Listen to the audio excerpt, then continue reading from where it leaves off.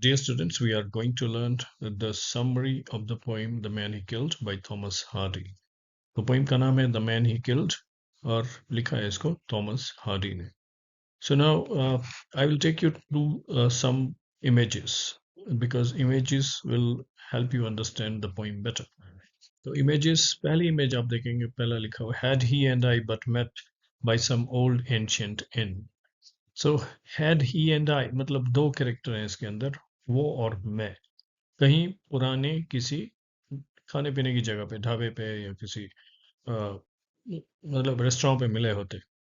Okay, this is an hypothetical question कि अगर ऐसी एक सिचुएशन होती कि अगर वो और मैं कौन है अभी तक पता नहीं है, right. But ranged as infantry, अब आपको पता चलता है कि कौन है. ये दो एनिमी सोल्जर्स हैं जो अलग अलग आर्मीज की साइड में खड़े हुए हैं, अलग अलग नेशंस की, right. But ranged as infantry means they are standing in queues and they are standing on the border of two different nations. Okay, and staring face to face. I shot at him and he at me. तो border पे तो यही होता है कि सामने वाला आपको देख रहा होता है और आप सामने वाले को, और नजर हटी तो दुर्घटना घटी. सो वॉर में यही होता है कि यू शूट और यू विल बी शॉट. तो इस ऐसी एक सिचुएशन थी where these two men they were standing as soldiers of two warring nation. दो युद्ध में जो देश थे उनके ये सोल्जर्स थे और एक दूसरे के आमने सामने थे. और उसने गोली चलाई, मैंने उस पे चलाई. I shot at him and he at me. I shot at him and he at me, right? और and killed him in his place. और फॉर्चुनेटली क्या हुआ, जो ये कहानी सुना रहा है आप लोगों को, जो soldier, so now you come to know who I is. I एक सोल्जर है जो कहानी सुना रहा है आपको कि ऐसा ऐसा हुआ, राइट. और ये जो सुनाने वाला है ये बच गया और सामने वाले को गोली लग गई. And killed him in his place, और उसको मैंने मार दिया, वहीं पे ढेर कर दिया, right. I shot him dead because he was my foe. अब ये सोच रहा है आफ्टरवर्ड्स, क्योंकि ये some kind of guilt in his mind कि मैंने आखिर उसको मारा क्यों. तो ये कहता है कि मैंने उसको मारा क्योंकि वो मेरा दुश्मन था. Foe means enemy.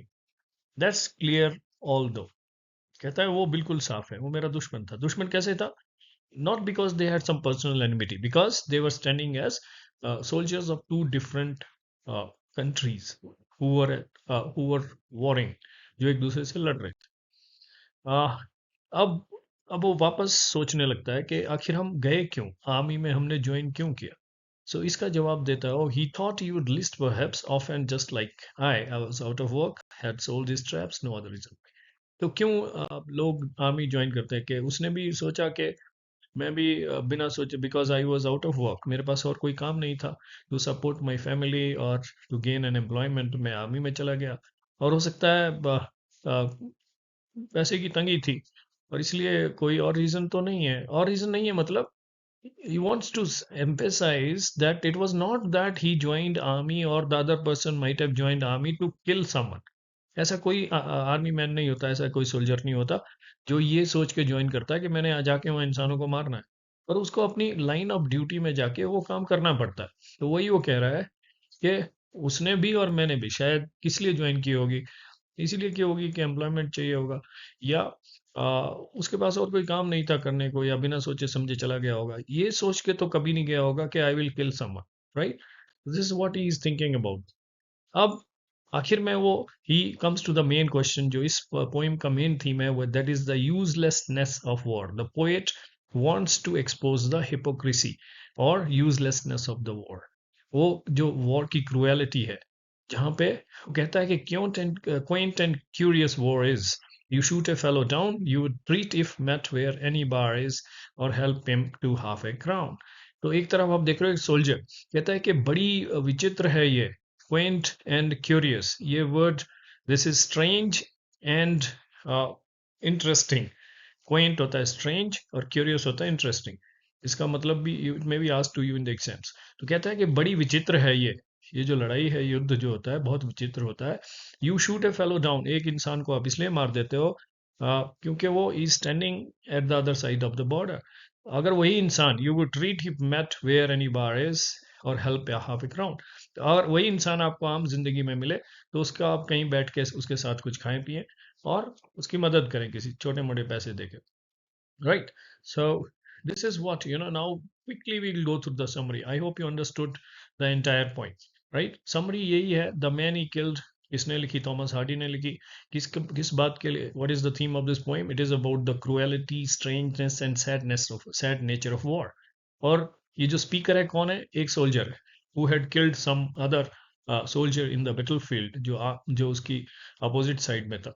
The speaker remembers the moment when he killed a man during a battle. अब वो सोचता है कि उसने किया क्यों ऐसा, वाई डिड इट। और वो रियलाइज करता है कि अगर वो दोनों किसी नॉर्मल प्लेस में, नॉर्मल सिचुएशन में मिले होते तो उन्होंने आपस में बात की होती, एक shared some kind of drink, coffee, whatever they liked, और अच्छे दोस्त बन जाते। Now this thought makes him confused because war forced them to behave like enemies. तो उन दोनों की आपस की कोई दुश्मनी नहीं थी, लेकिन because they were ranged as two enemy soldier across the border, तो इसलिए वो एक दूसरे के जान के दुश्मन बन गए। और he tries to explain his action by saying I shot him because he shot at me. अब उसने उसको क्यों मारा? क्योंकि उसने उसको गोली चलाई, उसने उसके ऊपर चलाई। लेकिन फिर भी कहता है कि ये एक्सप्लेनेशन फुल नहीं हो जाती है। But even he feels that this explanation is not strong. He understand that the man he killed was not a bad person. कोई बुरा इंसान नहीं था, बट यही रीजन यही था कि वो दूसरी तरफ खड़ा था। He was just another ordinary man, very similar to him. So the speaker reflects more, और सोचता है कि आखिर हम गए क्यों? Both soldiers, why did they join the army? तो उनके अपने में रीजन हो सकते हैं। They were poor, they needed work, और उनके ऊपर फैमिली रिस्पॉन्सिबिलिटी थी। लेकिन ये नहीं था कि they hated each other और एक दूसरे को जाके मारना चाहते थे। एंड मारने भी उन्होंने, they did not shoot at each other with choice. They were following the orders. So इसलिए ये किलिंग जो है बहुत ही अननेसेसरी और पेनफुल लगती है। So this poem shows that war makes people do things they would never do in normal life. ये है वो इस Quint and curious the war is, ये मतलब है उसका। It turns possible friends into enemies, opponents, and it creates guilt, confusion, and sadness. So Thomas Hardy suggests that war is meaningless and tragic because it destroys natural human kindness. Right? This is the main theme of the poem, and the speaker's thoughts reveal that he still struggles to accept what he has done. तो ये उसके दिमाग में अभी भी guilt है कि आखिर मैंने उसको मारा क्यों, मेरा उसने क्या बिगाड़ा। So the poem finally makes readers question the uselessness and cruelty of war.